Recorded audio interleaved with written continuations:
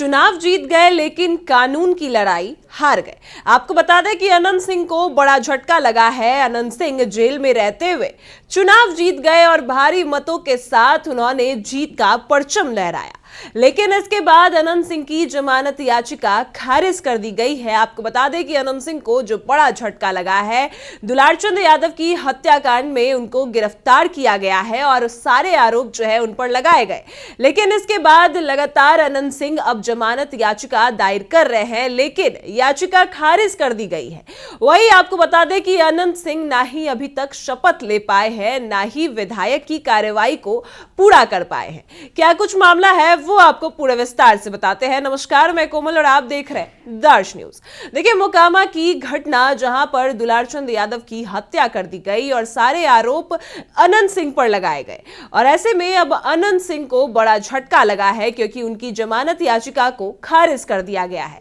आपको बता दें कि बिहार विधानसभा चुनाव 2025 के दौरान मोकामा में हुई हिंसक घटना ने पूरे राजनीति का माहौल गर्म कर दिया। वही बीते अक्टूबर के अंतिम सप्ताह में चुनावी प्रचार के दौरान दो गुटों के बीच विवाद हुआ और वही विवाद देखते देखते मारपीट और फायरिंग में बदल गया, और इसी घटना में 75 वर्षीय दुलारचंद यादव की कथित तौर पर गोली मारकर उनकी हत्या कर दी गई, और इस मामले का पूरा आरोप अनंत सिंह पर लगा और इसके बाद उनकी गिरफ्तारी कर बेऊर जेल भेज दिया गया। और इसी मामले में विशेष एमपी एमएलए कोर्ट ने अनंत सिंह की जमानत याचिका खारिज कर दी है। कोर्ट ने ताजा आदेश के बाद अनंत सिंह की कानूनी मुश्किलें और बढ़ा दी है। वहीं आपको बता दें कि अनंत सिंह विधायक बनने के बावजूद भी अभी तक शपथ नहीं ले पाए हैं और ना ही विधायक की जो कार्रवाई है वो उन्होंने पूरी की है। विधानसभा सत्र के दौरान भी अनंत सिंह विधानसभा में मौजूद नहीं थे, सदन में मौजूद नहीं थे, और अभी तक उन्होंने विधायक की कार्यवाही भी नहीं पूरी की।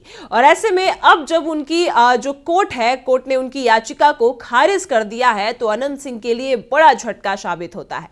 क्योंकि बात करें अनंत सिंह की तो अनंत सिंह लगातार कह रहे हैं कि वो निर्दोष हैं, लेकिन जो भी आरोप पर लगे हैं, इसके बाद एमपी एमएलए कोर्ट ने उनकी जो जमानत याचिका है उसको खारिज कर दिया है और उनको फिर से जेल में ही रहना पड़ेगा।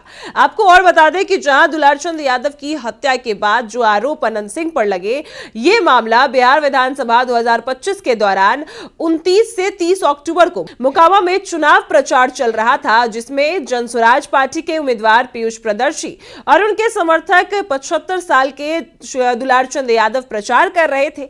और इसी बीच दोनों गुटों के बीच जो झड़प हुई, जिसमें कहा जाता है कि इसी दौरान अनंत सिंह के काफिले और विरोधी पक्ष के समर्थकों के बीच टकराव हुआ, गाली गलौज शुरू हुई, मारपीट शुरू हुई, जो कि फायरिंग तक पहुंच गई। वहीं कथित तौर पर दुलारचंद यादव को पैर में गोली लगी। परिजनों का आरोप है कि गोली मारने के बाद अनंत सिंह के समर्थकों ने गाड़ी चढ़ाकर उनकी हत्या कर दी। वहीं घंटे के इस घटने के कुछ दिन बाद 2 नवंबर को पटना पुलिस ने अनंत सिंह को उनके 2 साथियों के साथ गिरफ्तार कर लिया। तब वे पटना की बेऊर जेल में बंद थे।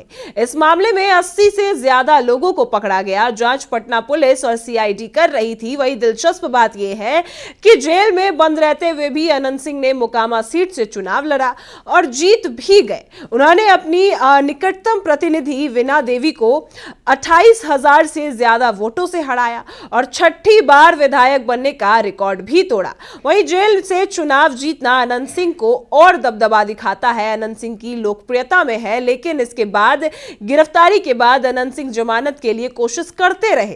पहले भी उनकी याचिका खारिज हो चुकी और इस बार पटना के एमपी एमएलए कोर्ट ने उन्होंने फिर से अर्जी दी थी, जिसको फिर से खारिज कर दिया गया है। दोनों पक्षों के वकील ने अपनी दलीलें पेश की। अनंत सिंह के वकील का कहना है कि उनके खिलाफ ठोस सबूत नहीं है, वह निर्दोष है, लेकिन 16 नवंबर 2025 को कोर्ट ने याचिका खारिज कर दी। जज ने मामले की गंभीरता को आधार बनाया और अनंत सिंह के भतीजे राजवीर सिंह और क्रमवीर सिंह की अग्रिम जमानत को भी कोर्ट ने रद्द कर दिया। ये भी फरार है। वही आपको बता दें कि पुलिस अभी चार्जशीट दाखिल नहीं कर सकी है और आगे अब अनंत सिंह जेल में ही रहेंगे। यही उनके लिए बड़ा झटका है, क्योंकि विधायक बनने के बाद ना ही वो शपथ ग्रहण कर पाए हैं, ना ही कोई कार्यवाही में शामिल हो पाए हैं। मोकामा की राजनीति में अनंत सिंह का प्रभाव कम नहीं होता, लेकिन यह मामला उनकी मुश्किलें बढ़ा रहा है, क्योंकि जांच पूरी होने, चार्जशीट दाखिल होने के बाद जो आगे की तस्वीर साफ होगी। इस बीच अनंत सिंह के वकील का यही कहना है कि अब उनकी ओर से हाई कोर्ट में अपील की तैयारी की जा रही है। जांच और चार्जशीट दाखिल होने के बाद ही यह साफ होगा कि इस हाई प्रोफाइल हत्याकांड में आगे का मोड़ क्या होगा, क्योंकि अब अनंत सिंह की जो मुश्किलें हैं वो काफी बढ़ चुकी हैं, क्योंकि ना ही उन्होंने विधायक बनने के बाद कोई कार्रवाई पूरी की है और ना ही विधानसभा सदन के जो सत्र थे उसमें सदन में मौजूद थे। उसके बाद भी कहा गया कि अनंत सिंह से जो ये शपथ है वो लिवाई जाएगी, अनंत सिंह को शपथ दिलवाई जाएगी, लेकिन अभी तक ना ही अनंत सिंह ने शपथ ग्रहण किया और जो भी लगातार वो जमानत की याचिका दायर कर रहे हैं उसको भी लगातार कोर्ट खारिज करती नजर आ रही है। और ऐसे में कहा जाता यह भी है कि मोकामा में अनंत सिंह का वर्चस्व कभी कम नहीं होता और इस वजह से ही अनंत सिंह जेल में रहते हुए भी चुनाव जीत गए। लेकिन देखा यही जा रहा है कि अनंत सिंह की मुश्किलें बढ़ती नजर आ रही है और अब जो उनके वकील है उनका यही कहना है कि अब हाई कोर्ट में भी जो याचिका है वो दायर की गई है, अब हाई कोर्ट में जाने की तैयारी है। क्या कुछ कार्रवाई की जाती है वो भी आपको बताएंगे। फिलहाल इस खबर में इतना ही। आप देख रहे हैं दर्श न्यूज।